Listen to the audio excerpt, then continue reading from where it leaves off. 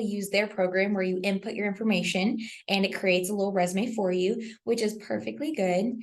The one thing you have to watch out for that we've noticed as recruiters, Zach's been a recruiter for 2 years, I've been a recruiter for 3 years here, is that sometimes your resumes do not update or you haven't updated them. So like it'll show like your last date of employment as like 2021 and it's already 2024.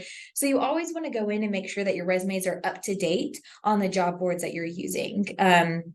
So you want to make sure that if you do go in and update it, we've noticed Indeed sometimes doesn't push it through your updates.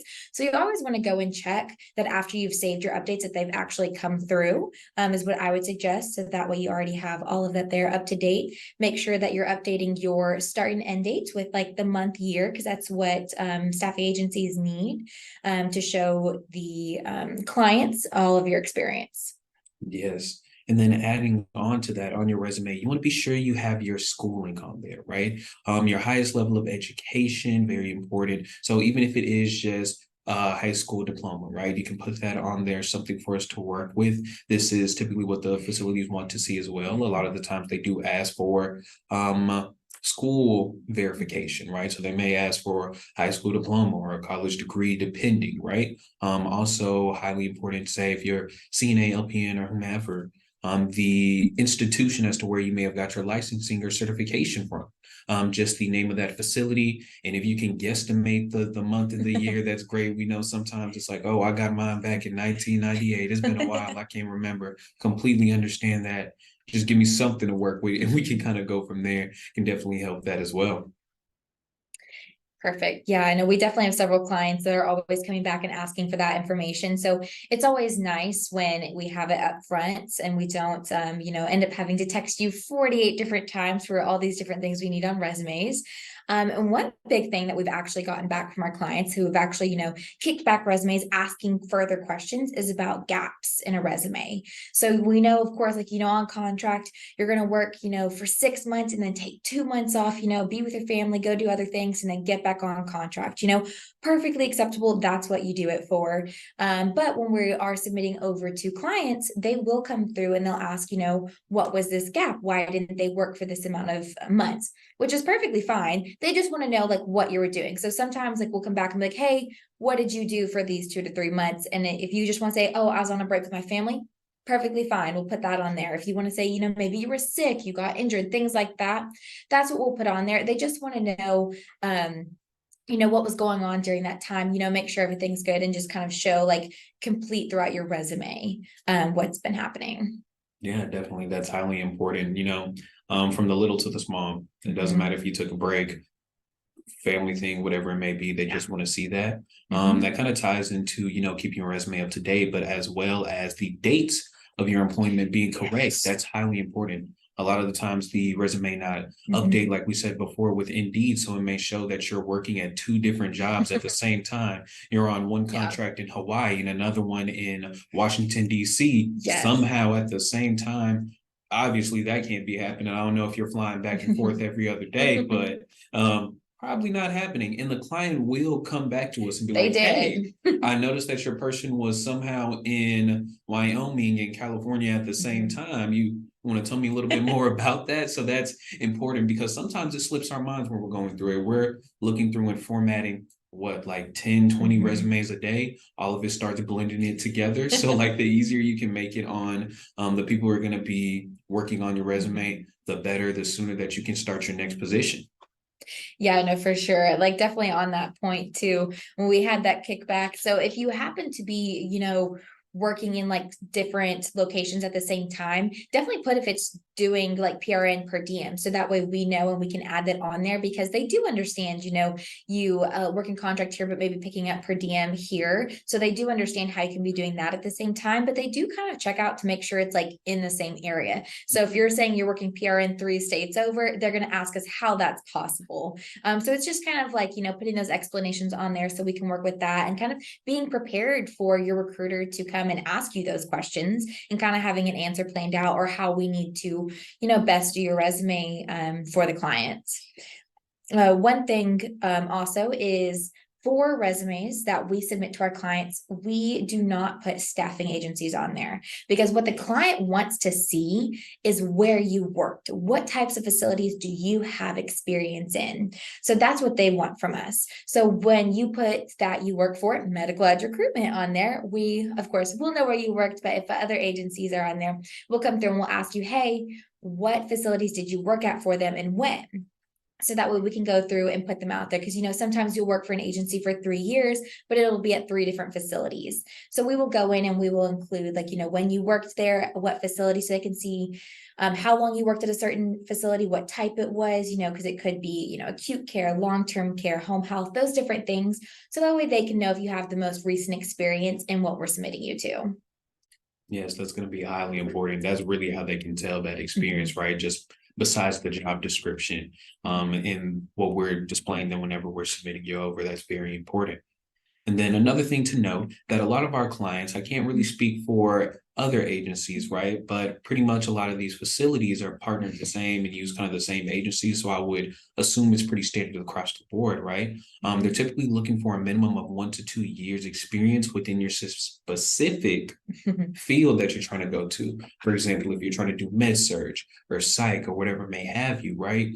Sometimes the skills that you learn in one area may be able to translate into another, but it is highly important, right? If you've been doing this for a number of years and worked in a lot of different sectors or different settings, it's very important to kind of highlight that, right? So we can tailor that resume specific to that position, right? And so I do know some people are just wanting to get into travel and may not necessarily have the experience for the job that they're wanting. So do you have any recommendations for some of your people you talk to about that? Like, say, like a new grad or someone? No, that's great. I actually just last week talked to a nurse that was newly graduating, like in this next month, and wanted to know how to get into contracts and travel nursing. And so what I asked them, and I was like, okay, what type of facility do you want to be in? Do you want to be in long-term care, psych, corrections, acute care? What does that look like? Because that's, of course, the experience that that type of contract is going to ask for. They said they wanted to be in psych. So I was like, okay, great. What I'm going to suggest is go and get that experience in a psychiatric setting or somewhere that has a psych unit, things like that. So that way, when you have met that 1 year to 2 years experience, come back, let's talk it over, let's see where you want to go. And we are going to keep in contact. So that way I can let them know what their options are. I can make sure they're on the right track. Their resumes looking top notch, and we're going to keep going from there. So don't be afraid, even if you are a new grad, to reach out to an agency and ask them, what do I need to do to be a travel nurse? And they can give you those hints and tips. So that way, as soon as you've reached that 1 to 2 year mark, you're ready to go. You've done what you need to do to be in the field you want to be in. So don't be afraid. We're happy to talk to anyone, build those relationships, and, keep checking in with you. Yeah, most definitely. Another thing that I always recommend to people, per diem, picking up shifts as needed. That counts as experience, right? You can go and pick up at, for example, you're wanting to enter psych, but you haven't necessarily done it before. Do per diem, where you're constantly picking up at a psych facility that's close to you, and that can work and act as that 1 year's experience for you and translate into your resume when you're wanting to go into another assignment. Yeah. Per diem can also help you stay in a variety of fields, to keep yourself, up to date in, acute care, long-term care, psych, things like that. So that's always a great example to do on the side to keep up your skills and to have that on your resume to show someone that you've been working there. So that's always great. Another super, super important thing, probably one of the most important things that you will need to have on your resume, is an active working number and a professional email. The reason we say that is because, again, sometimes, your resume ends up getting old. Maybe you've got a new phone number and it didn't update. So you're applying for all these jobs and you're like, man, why is no one contacting me? What is happening? And it might be because you still have that old number on there. So you're always going to want to check, especially as you're changing emails, changing numbers, making sure that that new information is pushing through.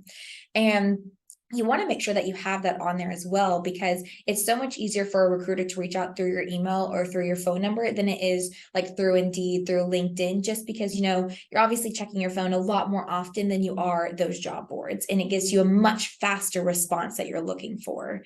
And then again, with the professional email we're going to ask for, you want to make sure that you don't have like the Indeed one on there, just because that way we can already have the accurate one to send you those emails of those job openings openings, and you want to make sure that it is something that is professional and good that you would want to have on there to send out to the client. So definitely just watch out for that, and always, I've had a few nurses, they actually have a separate email for all of their agencies and things like that they check, because they know if something pops through on that it needs to be done.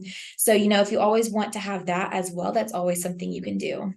Yeah, this is no plug to Google, but have a separate Gmail for Yeah. your nursing stuff. They're already going to be asking you for a lot of documentations. You'll already be getting a lot of emails sent from the agencies. It just makes communication a whole lot easier and better. So you're not chasing and going around in another email, Yeah. trying to find exactly what you're looking for, right? Right, because it's so easy to get emails lost in like your spam and your inbox. We're always getting stuff from so many other companies that we work with. So you just definitely, that's an option too, is making a separate one, or having a separate folder in yours for the agencies you work with. That way, if something's appearing, you need to check it. Most definitely. And so another thing that most people actually tend to do when it comes to the resume is actually send the resume over. Like that's Yes. very important. So sometimes you may apply to the Indeed job and your resume is not attached. You may send an email or a call and there's no resume. And so we've had this great conversation. You've applied to the job. Yep. I don't even know if you're qualified, right? I don't even have anything to work with or submit to the client. The resume is the main thing that we use in order to get y'all the position, right? That's how we highlight y'all, get y'all that phone interview, whatever may have you, or just get you the contract in general. So be sure that you are getting that resume to the recruiter as soon as you can. Yes, for sure. Because I know a lot of times when you're submitting it, it says resumes are optional. So sometimes maybe you just don't click it, don't add it. Make sure to add it, because it is just going to help you have the recruiter already have an idea of where you're at, what your experience is when we talk with you, which always helps that conversation move a lot faster. Because we know, like, most time you're reaching out, you're wanting a job, you're wanting to go, as soon as possible, or to at least get your options available as soon as possible. And that will help your recruiter move faster. And then of course, make sure, one thing, again, we missed this with the email one, I see we have a note for this, is when you're using your professional email, make sure it is not your work email or a school email, because those will go away in time. And of course, you're also getting so many other messages on those emails that it can get lost. So make sure that you are using a personal professional email and you don't use those, because sometimes I've actually had it where school emails won't accept certain things I send due to their limitations on them. And then sometimes, of course, work emails you can only access at work. So just make sure that you're using a personal one. And again, if you don't have one, it's so easy to go in and create, and we can always, help you with that to get you moving forward. Most definitely. Also, another important thing, being sure that you put your legal name on your resume as well. Sometimes we'll get resumes with nicknames on there. Yeah. That's nice. I'm glad to call you by your nickname. I'm open to do that. But whatever pops up on like your nursing license or a driver's license or a social security card, something like that, that's going to be very important when we're submitting you over, because the client doesn't want to be confused, right? And have to kind of go back and forth to really try to verify different documentations. So already having that information on the resume is going to be very key and very helpful in the long run.